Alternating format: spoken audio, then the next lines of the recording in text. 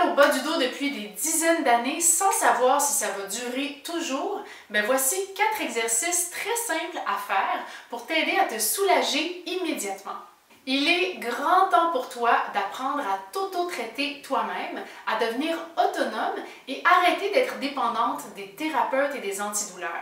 Je sais que tu as presque l'impression que ta douleur fait partie de ton identité, mais il faut que tu saches qu'une autre réalité est possible pour toi. Même si tu n'as jamais bougé de ta vie, même si tu as mal depuis longtemps, puis même si tu n'as pas un beach body. Abonne-toi et écris-moi toutes tes questions en commentaire. Et partage cette vidéo avec toutes celles qui ont mal dans le bas du dos. Michel m'écrit « Je te remercie Hinda pour ton travail que tu fais avec les personnes comme moi qui ont toutes sortes de problèmes physiques. Tu es la bouée de sauvetage que plusieurs d'entre nous avaient besoin. Ça nous aide à passer au travers des moments plus difficiles avec une meilleure qualité de vie. Je remercie la vie d'avoir mis ce trésor sur mon chemin. » Premier exercice pour le bas du dos, c'est le chat. C'est sûr que tu as déjà fait le chat dans des millions de cours de yoga puis plein d'autres cours de mouvement, mais c'est un des exercices que je vois le plus mal fait. Souvent, mes clientes viennent me voir pour la première fois et là, elles me disent « Moi, je le fais cet exercice-là, mais ça me fait absolument rien. » Puis là, je leur dis « Ben, OK, montre-moi comment tu le fais. » Et la plupart du temps, c'est fait tout croche. Donc là, aujourd'hui, je vais te montrer comment bien le faire pour bien retirer les bénéfices d'élongation de la colonne et surtout de soulagement des douleurs du bas du dos. Donc, c'est un exercice qu'on fait à 4 pattes, mais sache que si tu n'es pas capable de te mettre à 4 pattes, ça se fait très bien aussi assise. Mobiliser la colonne en flexion-extension, ça se peut assise très bien. Je te montre ça maintenant. On vient se mettre à 4 pattes comme ça ici, avec les mains sous les épaules et les genoux sous les hanches. Très souvent, je vois les gens qui font le chat comme ça. Ça, c'est pas une bonne mise en charge, d'accord? On veut avoir une bonne mise en charge qui est optimale. Maintenant, on va venir faire un dos rond, comme ça ici, et un dos creux, comme ça ici. Donc là, je vais te parler de plein de choses, d'accord? Donc, la première, c'est de respirer. Il y a beaucoup de gens qui pensent que de s'entraîner ou de bouger, c'est très difficile, donc ils retiennent leur respiration. Et ça, c'est pas bénéfique. Quand tu retiens ta respiration, ça fait que l'exercice ne peut pas avoir d'impact sur ton corps, d'accord? Donc, peu importe si tu le fais bien ou mal, au début, quand tu commences cet exercice-là, le temps que tu l'apprennes, ce qui est le plus important, c'est de respirer profondément à l'inspiration et à l'expiration, d'accord? Ensuite, lorsqu'on fait le dos rond, on veut laisser tomber la tête vers le sol. Très souvent, je vois des dos ronds où est-ce que les femmes font ça comme ça. Ils retiennent leur tête, puis ça crée beaucoup de tension dans le cou. Et ça, c'est mal, on ne veut pas faire ça. Donc, on veut laisser tomber la tête vers le sol. Ensuite, on veut pousser les mains dans le plancher pour aller étirer entre les omoplates. Très souvent, là, je vois des mains un petit peu molles, des bras un peu pliés comme ça ici, puis ils ne viennent pas retirer tout le bénéfice de l'étirement des omoplates qui a un impact sur l'étirement des lombaires et du bas du dos. Et finalement, la chose la plus importante pour étirer le bas du dos, c'est d'engager tes abdominaux profonds en creusant le nombril vers l'intérieur et c'est ça qui va venir ouvrir les lombaires vers le ciel qui gonfle comme un parachute vers le plafond. Ensuite, on fait l'inverse, dos creux, et on veut éloigner les épaules des oreilles. Donc souvent, j'en vois qui sont comme ça ici avec les épaules, on veut les garder basses, les clavicules larges, et on veut lever légèrement le regard vers l'avant avec le sternum vers l'avant, ok? Donc, autre erreur courante, c'est d'aller casser le cou comme ça, puis ça fait très mal au cervical également. Donc, on veut que la tête soit dans le prolongement de la colonne. Si tu as une petite extension thoracique, tu as une petite extension de la tête, puis si tu en as une plus grande, ben, tu peux lever la tête plus haut.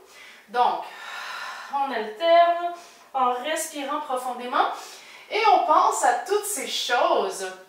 On laisse tomber la tête, on pousse dans les mains et on engage les abdos pour gonfler le dos vers le ciel et on respire profondément. Et sache qu'il y a des millions de variantes de chats qui existent, plus folles les unes que les autres. Mais si tu commences en faisant la variation classique, qui est celle-ci, de la bonne façon, bien là, tu peux commencer à retirer les bénéfices du chat parce que tu vas avoir une bonne qualité de mouvement, ce qui est le plus important. Tu veux faire de 8 à 10 répétitions ou aussi longtemps que tu as besoin pour ressentir un relâchement du bas du dos. Et si tu as besoin, tu peux relâcher comme ça les poignets, venir les étirer pour aller soulager les poignets. Si c'est trop difficile pour tes mains, tu peux aller sur les poings, comme ça ici, avec la main dans le prolongement de l'avant-bras pour ne pas créer trop de tension en extension. OK? Deuxième exercice, c'est la position de l'enfant. Donc ça aussi, c'est une position que je vois souvent dans les cours. Les gens pensent la connaître, mais des fois, ils la font pas très bien. Donc, on veut avoir les genoux larges pour laisser de la place pour le tronc. Ouais? C'est sûr que si tu as les genoux collés, là, tu n'as pas beaucoup de place où aller. Donc, on laisse de la place pour la bedaine et pour le tronc. Et on vient allonger les bras et on laisse le front sur la tête. Et là, ça se peut que tu te dises, moi, j'ai trop mal aux genoux pour faire cette position-là. À ce moment-là, tu peux venir te mettre un coussin sous les fesses pour aller réduire l'écrasement des genoux. Ça se peut également que tu dises, moi, là, mes épaules, ils me font trop mal pour me mettre dans cette position-là. Alors là, tu peux avoir les bras comme ça le long du corps. D'accord? Donc, ce qu'on souhaite faire dans cette position-là, c'est respirer profondément, surtout dans le bas du dos. On veut sentir que le bas du dos, il gonfle vers le ciel avec le plus d'amplitude possible. Tu peux soit mettre tes mains sur tes lombaires pour sentir que tu envoies chaque bouffée d'oxygène dans la zone qui est sous tes mains ou aller demander à quelqu'un de mettre ses mains sur tes lombaires pour ouvrir le bas du dos comme des branchies de poisson. Donc, on respire profondément. On relaxe, on sent le cœur qui pend dans la poitrine. On va être complètement détendu ici et sentir l'étirement du bas du dos. Complètement relâché. Respirer profondément et être abandonné dans la terre, sans effort musculaire. On peut faire de 5 à 10 répétitions ou aussi longtemps que tu as besoin pour aller ressentir le soulagement que tu as besoin. Ensuite de ça, on bascule le bassin, on vient empiler une vertèbre par-dessus l'autre jusqu'à ramener la tête à la verticale au-dessus des épaules et on veut s'allonger en sentant qu'on a beaucoup d'espace entre chacune des vertèbres.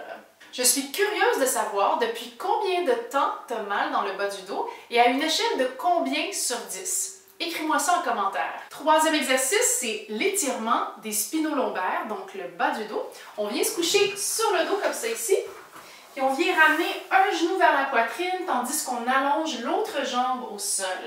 Et on peut balancer doucement le genou, replié vers la poitrine, complètement relâché, abandonné au sol. Et on y va de l'autre côté. On respire.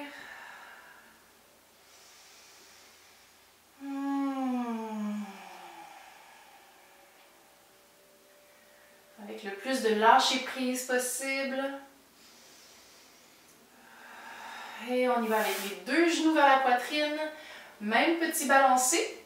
C'est beaucoup mieux si tu fais cet exercice-là au sol ou sur un tapis.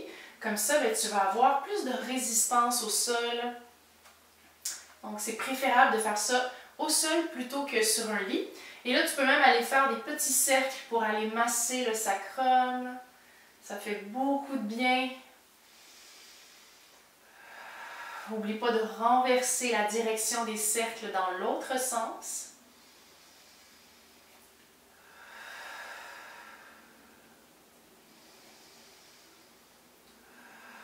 Et on peut déposer un pied après l'autre au sol. Dernier exercice, c'est le soulagement du bas du dos avec les jambes par-dessus une boîte, une chaise ou un lit. L'important, c'est que les jambes soient à 90 degrés avec le bas du dos complètement détendu. Sache que tu peux aussi empiler des coussins un par-dessus l'autre pour avoir les jambes à 90 degrés. Donc, dans un monde idéal, j'aurais les genoux un petit peu plus haut pour avoir vraiment les jambes à 90 degrés. Mais là, ici, ma boîte est un petit peu plus petite. C'est pas grave, ça fonctionne quand même. Ce qu'on veut, c'est simplement respirer ici en étant complètement détendu et relâché, complètement abandonné à la terre. Et on veut sentir la tête se relâcher, le cou, le cœur, tous les organes, le bassin, les jambes. On respire profondément, sans effort musculaire. Et ce que cette élévation-là fait, c'est que ça vient retirer de la pression sur le bassin. Et c'est ça qu'on souhaite, retirer de la pression sur le bassin et sur le bas du dos. Tu peux rester ici aussi longtemps que tu as besoin, ça peut être 1 minute, 2 minutes, aussi longtemps que ça va te faire du bien. Et voilà pour les 4 exercices. Puis, est-ce que ça te fait du bien? Si tu as de la difficulté à te débarrasser de tes maux de dos, malgré toutes les vidéos que tu regardes sur YouTube et sur les réseaux sociaux, ben j'adorerais t'aider avec ça. Inscris-toi à mon webinaire gratuit avec le lien en description pour apprendre les 5 erreurs qui te gardent dans la douleur et les 5 secrets pour t'en sortir. J'ai super hâte de te rencontrer. À bientôt!